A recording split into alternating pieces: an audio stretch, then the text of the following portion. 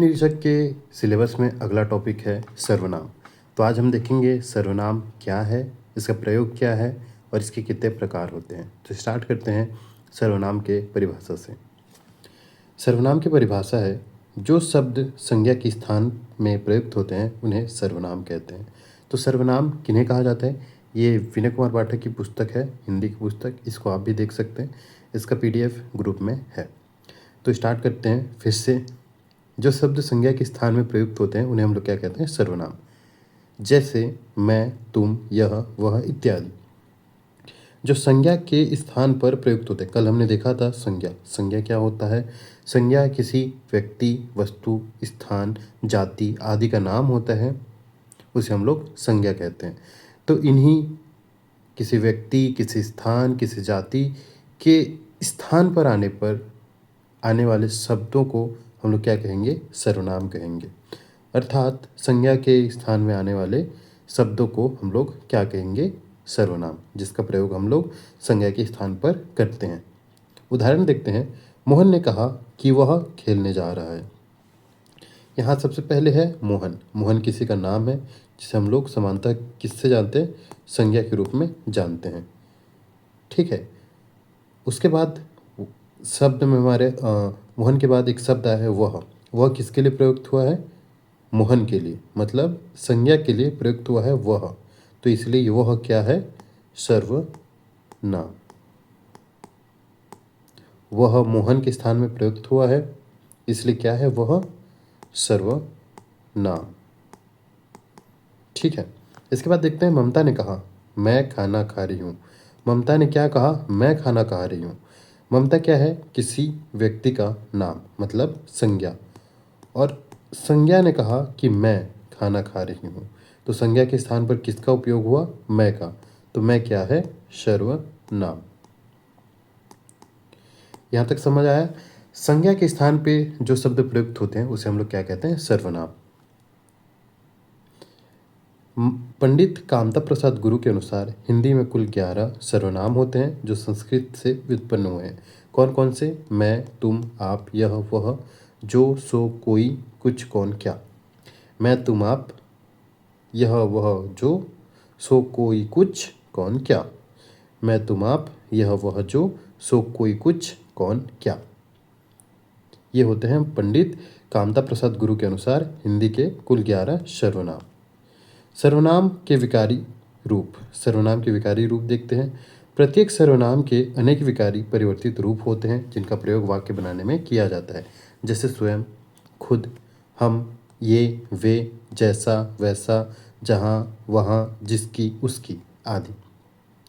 तो प्रत्येक सर्वनाम में अनेक विकारी या परिवर्तित रूप होते हैं जिसका प्रयोग वाक्य बनाने में किया जाता है।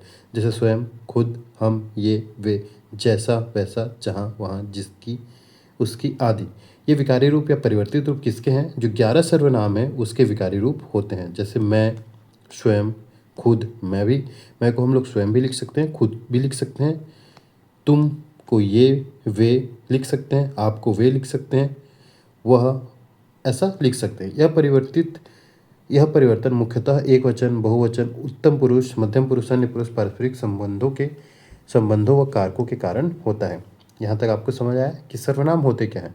सर्वनाम वे शब्द होते हैं जो संज्ञा के स्थान पे हम लोग यूज़ करते हैं, उसे हम लोग सर्वनाम कहते हैं। जैसे मैं, तुम, आप, यह, वह, जो, सो, कोई, कुछ, कौन, क्या। टोटल 11 सर्वनाम होते हैं हिंदी भाषा में पंडित कामता प्रसाद के अनुसार। अब देखते हैं सर्वनाम के भेद। सर्वनाम के भेद प्रयोग के आधार पर एवं अर्थ की दृष्टि से सर्वनाम के 6 भेद हैं। कितने भेद हैं, 6 भेद। पहला है पुरुषवाचक सर्वनाम, दूसरा है निश्चयवाचक सर्वनाम, तीसरा है अनिश्चयवाचक सर्वनाम, चौथा है निजवाचक सर्वनाम, पांचवा है संबंधवाचक सर्वनाम और छठवां है प्रश्नवाचक सर्वनाम। ये होते हैं सर्वनाम के प्रकार। सर्वनाम के सबसे पहले प्रकार पुरुषवाचक सर्वनाम से स्टार्ट करते हैं। पुरुषवाचक सर्वनाम होता क्या है, इसका प्रयोग कैसे करते हैं, इसे हम लोग देखेंगे। तो है पुरुषवाचक सर्वनाम। पुरुषों अथवा स्त्रियों के नाम के बदले आने वाले शब्द को पुरुषवाचक सर्वनाम कहते हैं। अगर संज्ञा शब्द हमारा क्या हो, पुरुष या स्त्रियों का नाम हो, तो उसके बदले जो सर्वनाम आता है उसे हम लोग पुरुषवाचक सर्वनाम कहते हैं। जैसे मैं, हम, तुम, आप, यह, वह, ये, वे। ये सब क्या हैं? पुरुषवाचक सर्वनाम। उदाहरण देखते हैं। पुरुषवाचक सर्वनाम 3 प्रकार के होते हैं। पहला उत्तम पुरुष, बोलने वाला को उत्तम पुरुष कहते हैं, जैसे मैं, हम। पहला उत्तम पुरुष, बोलने वाला वक्ता को उत्तम पुरुष कहते हैं, जैसे मैं, हम। उदाहरण है, मैं स्कूल जा रहा हूँ, हम इस रायपुर जा रहे हैं। पुरुषवाचक सर्वनाम का दूसरा प्रकार है मध्यम पुरुष।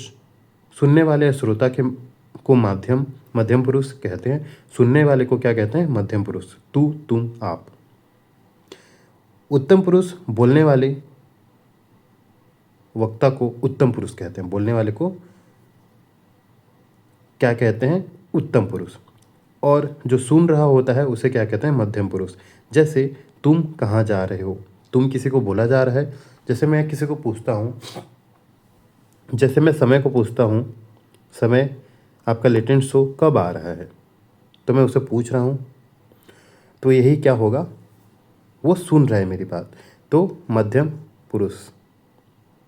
ठीक, श्रोता जो होता है वो मध्यम पुरुष है। अब है अन्य पुरुष। अन्य जिसके संबंध में बात कही गई हो, जिसके संबंध में बात की गई हो लेकिन वो वहाँ पर स्थित ना हो, उपस्थित ना हो, उसे अन्य पुरुष कहते हैं। जैसे यह, वह, ये, वे। यह राम का साइकिल है। यह किसका साइकिल है? यह राम का साइकिल है। राम वहाँ उपस्थित नहीं है लेकिन राम के बारे में बात हो रही है, जिसमें अन्य पुरुष का सर्वनाम किसका यूज़ हो रहा है? यह का। तो यह जो है अन्य पुरुष का पुरुषवाचक सर्वनाम है। जैसे वह खाना खा रहा है, वह इसमें क्या है? अन्य पुरुष। अन्य पुरुष सर्वनाम है। ये हिरण है, ये क्या है? हिरण है। ये जो है वो सर्वनाम है। वे कहाँ जा रहे हैं, वे कहाँ जा रहे हैं में वे क्या है? सर्वनाम है। इसके बाद देखते हैं निश्चयवाचक सर्वनाम। सबसे पहला हमने देखा पुरुषवाचक सर्वनाम। पुरुषवाचक सर्वनाम के 3 भेद हैं। पुरुषवाचक सर्वनाम किसे कहते हैं? यदि संज्ञा के शब्द पुरुष या स्त्रियों के नाम पर हो तो संज्ञा के बदले आने वाले सर्वनाम को हम लोग पुरुषवाचक सर्वनाम कहते हैं। इनके 3 भेद होते हैं। कौन कौन से? पहला है पुरुषवाचक उत्तम पुरुष, दूसरा है मध्यम पुरुष और तीसरा है अन्य पुरुष। अब देखते हैं हम लोग निश्चयवाचक सर्वनाम। निश्चयवाचक सर्वनाम निकट या दूर के व्यक्तियों या वस्तुओं का निश्चयात्मक संकेत जिन शब्दों से व्यक्त होता है उन्हें निश्चयवाचक सर्वनाम कहते हैं। निकट या दूर के व्यक्तियों या वस्तुओं का निश्चयात्मक संकेत जिन शब्दों से व्यक्त होता है उन्हें निश्चयवाचक सर्वनाम कहते हैं। जैसे देखते हैं, निकटवर्ती यह, ये। दूरवर्ती वे, वह। उदाहरण है, यह आम बहुत मीठा है। यह आम निकटवर्ती के लिए यूज़ हुआ है। यह आम बहुत मीठा है, यह क्या है? एक सर्वनाम है, निश्चयवाचक सर्वनाम। वह आम बहुत मीठा है, वह मतलब दूर में कोई है, दूरवर्ती है, तो उसके लिए वह सर्वनाम का यूज़ हुआ है। यह है निश्चयवाचक सर्वनाम। ये कपड़े भावना के हैं। ये जो कपड़े हैं, ये कपड़े मतलब इंगित कर रहे हैं ये जो पास में है कपड़े, वे भावना के हैं। तो निकट या दूर के व्यक्तियों या वस्तुओं का निश्चयात्मक संकेत जिन शब्दों से व्यक्त होता है उन्हें निश्चयवाचक सर्वनाम कहते हैं। निकट या दूर, सबसे पहला हमने देखा पुरुषवाचक सर्वनाम। अगर स्त्रियों या पुरुषों के सर्वनाम नाम संज्ञा के बदले जो सर्वनाम यूज़ होता है उसे हम लोग क्या कहते हैं? पुरुषवाचक सर्वनाम। दूसरा देखा कि निश्चयवाचक सर्वनाम में निकट या दूर व्यक्तियों या वस्तुओं को निश्चयात्मक संकेत जिन शब्दों से व्यक्त होता है कि वह पास है या वह दूर है, उसे हम लोग क्या कहते हैं? निश्चयवाचक सर्वनाम। इसके बाद देखते हैं अनिश्चयवाचक सर्वनाम। अनिश्चयवाचक सर्वनाम जिन सर्वनाम शब्दों से किसी निश्चित वस्तु का बोध ना हो उसे अनिश्चयवाचक सर्वनाम कहते हैं। कोई, कुछ। जिस सर्वनाम से किसी निश्चित वस्तु का बोध ना हो। निश्चयवाचक सर्वनाम ने देखा निश्चयवाचक सर्वनाम ने हमने देखा कि कोई वस्तु पास में है, कोई वस्तु दूर में है, लेकिन उसकी स्थिति का हमें पता है कि वह कहाँ है। उस निश्चित वस्तु का बोध हमें है। लेकिन अनिश्चयवाचक सर्वनाम में क्या होता है कि निश्चित वस्तु का बोध हमें नहीं है, उसे हम लोग क्या कहते हैं? अनिश्चयवाचक सर्वनाम। जैसे कोई, कुछ। उदाहरण में है, कोई जा रहा है, कोई के बारे में पता नहीं, ये इस वस्तु, इस सर्वनाम शब्दों का हमें बोध नहीं है, इसलिए यह अनिश्चित है। कोई जो है वो अनजान है, इसे हम लोग कहते हैं अनिश्चयवाचक सर्वनाम। जैसे कुछ कार्य हुआ है, कुछ कार्य हुआ है, कितना कार्य है पता नहीं, कुछ जो है वो निश्चित नहीं है। इसके बाद है नीचवाचक सर्वनाम। नीचवाचक सर्वनाम वक्ता या लेखक अपने लिए जिन सर्वनाम शब्दों का प्रयोग करते हैं उसे नीचवाचक सर्वनाम कहते हैं। वक्ता या लेखक अपने लिए जिन शब्दों का प्रयोग करते हैं उसे हम लोग क्या कहते हैं? नीचवाचक सर्वनाम। जैसे आप, स्वयं, खुद, स्वतः, ये क्या होते हैं? नीचवाचक सर्वनाम। उदाहरण है, मैं स्वयं अपना सामान उठा लूँगा। मैं जो है, मैं अपना सामान, मैं स्वयं का सामान उठा लूँगा। इसमें किसका भाव प्रकट हो रहा है? अहम का भाव, कि यह मेरा है। तो इसे हम लोग क्या कहेंगे? निजवाचक सर्वनाम। जैसे मैं स्वतः ही समझ गया, मैं अपने आप ही समझ गया। इसमें क्या हुआ कि जो वक्ता है या लेखक है वो अपने अहम का उसे पता चल गया। अपने निज, अपने लिए जिस शब्द का जिस सर्वनाम शब्दों का प्रयोग हुआ उसे हम लोग निजवाचक सर्वनाम कहते हैं। यहाँ पे क्या हुआ? मैं स्वतः ही समझ गया, स्वतः मैं अपने से ही समझ गया, तो स्वतः क्या होगा हमारा? निजवाचक सर्वनाम। मैं यह कार्य आप ही कर लूँगा, आप ही कर लूँगा, अपने आप ही कर लूँगा, तो आप क्या है? एक निजवाचक सर्वनाम है।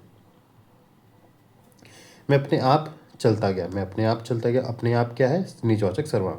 मैं खुद ही चला गया, खुद ही क्या है? निजवाचक सर्वनाम। नोट है, उपयुक्त उदाहरणों में प्रयुक्त मैं भी सर्वनाम है, परंतु वह पुरुषवाचक उत्तम पुरुष के अंतर्गत आता है। सबसे पहले हमने देखा कि जो पुरुषवाचक सर्वनाम है, उस पुरुषवाचक सर्वनाम होता क्या है? स्त्री या पुरुषों के संज्ञा के बदले आने वाले सर्वनाम को हम लोग क्या कहते हैं? पुरुषवाचक सर्वनाम। उसके बाद हमने देखा निश्चयवाचक सर्वनाम। निश्चयवाचक सर्वनाम में वस्तुओं का निश्चयात्मक संकेत हो कि वह पास है, वह दूर है, ये हमारे पास है, तो इसे हम लोग क्या कहेंगे? निश्चयवाचक सर्वनाम। इसके बाद है अनिश्चयवाचक सर्वनाम। अनिश्चयवाचक सर्वनाम में होता क्या है? निश्चित वस्तु का बोध हमें नहीं होता, उसे हम लोग अनिश्चयवाचक सर्वनाम कहते हैं। उसके बाद नीचवाचक सर्वनाम। नीचवाचक सर्वनाम होता क्या है? जिसमें अहम का अहम का भाव हो, मतलब जो वक्ता या लेखक अपने लिए प्रयुक्त करे वे सर्वनाम शब्द क्या कहलाते हैं? नीचवाचक सर्वनाम। इसके बाद हम लोग देखते हैं संबंधवाचक सर्वनाम। जिन सर्वनाम शब्दों से दो भिन्न बातों, वस्तुओं अथवा व्यक्तियों का पारस्परिक संबंध स्पष्ट होता है उसे संबंधवाचक सर्वनाम कहते हैं। जिन सर्वनाम शब्दों से दो भिन्न बातों, वस्तुओं, दो भिन्न वस्तुओं अथवा दो व्यक्तियों का पारस्परिक संबंध, दोनों के बीच संबंध का स्पष्ट प्रकट होता है उसे हम लोग क्या कहते हैं? संबंधवाचक सर्वनाम। जैसे उदाहरण है, जो सो, जैसा वैसा, जहाँ वहाँ, जिसकी उसकी, जैसी वैसी। उदाहरण देखते हैं, जो करेगा सो भरेगा। इसमें जो और सो के बीच, जो करेगा मतलब जो करने वाला है वही भरेगा, तो इसमें क्या हुआ? दो भिन्न व्यक्तियों के संबंध को यहाँ दर्शाया गया है, जो सो भरेगा। दो कार्यों के बीच में यह संबंध दर्शाया गया, तो ये जो और सो जो है वो संबंधवाचक सर्वनाम है। जैसे करोगे वैसा भरोगे, ठीक है। ये जैसा और वैसा क्या है? हमारे संबंधवाचक सर्वनाम, जो दो पारस्परिक संबंध दर्शा रहे हैं करोगे और भरोगे के बीच में। जहाँ ना जाए रवि वहाँ जाए कवि, यह भी क्या है? संबंधवाचक सर्वनाम। जहाँ और वहाँ, जिसकी लाठी उसकी भैंस, यह भी क्या है? संबंधवाचक सर्वनाम। दो चीज़ों के बीच यह संबंध दर्शा रहा है, इसे हम लोग क्या कहते हैं? संबंधवाचक सर्वनाम। इसके बाद है अंतिम सर्वनाम, प्रश्नवाचक सर्वनाम। जिन सर्वनाम शब्दों से किसी व्यक्ति, वस्तु या घटना के बारे में प्रश्न का बोध हो उसे हम लोग प्रश्नवाचक सर्वनाम कहते हैं।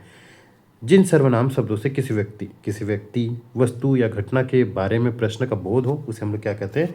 प्रश्नवाचक सर्वनाम। जैसे कौन, क्या, इसमें क्या हुआ है कि किसी व्यक्ति या वस्तु के घटना के बारे में प्रश्न हो कि कौन क्या कर रहा है, कौन क्या कर रहा है, दोनों शब्द आ गए, तो इसमें घटना के बारे में प्रश्न का बोध हो रहा है, तो उसे हम लोग क्या कहेंगे? प्रश्नवाचक सर्वनाम।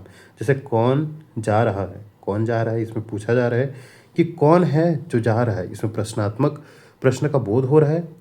इसमें प्रश्न किया जा रहा है कि कौन जा रहा है, कौन वो पर्सन है जो जा रहा है, जाने वाले को कौन रोक सकता है, तो यही क्या है? हमारा प्रश्नवाचक सर्वनाम। इसका क्या करोगे, इसका क्या करोगे, क्या करोगे इसका, तो ये हमारा प्रश्न का बोध हो रहा है, तो यही होता है क्या जो है हमारा प्रश्नवाचक सर्वनाम। पहचान, वाक्य के अंत में प्रश्नवाचक चिन्ह लगा रहता है, जैसे इसमें है। नोट, कौन का प्रयोग चेतक जीव प्राणियों के लिए होता है, कौन का प्रयोग निर्जीव वस्तुओं के लिए नहीं होता है, वह जीवित प्राणियों के लिए होता है। ये हो गया हमारा सर्वनाम। इसके कुछ क्वेश्चंस होंगे, वे हम अलग वीडियो में डील करेंगे या ग्रुप में मैं MCQ के फॉर्मेट में डाल दूंगा जो PYQ है, ठीक है।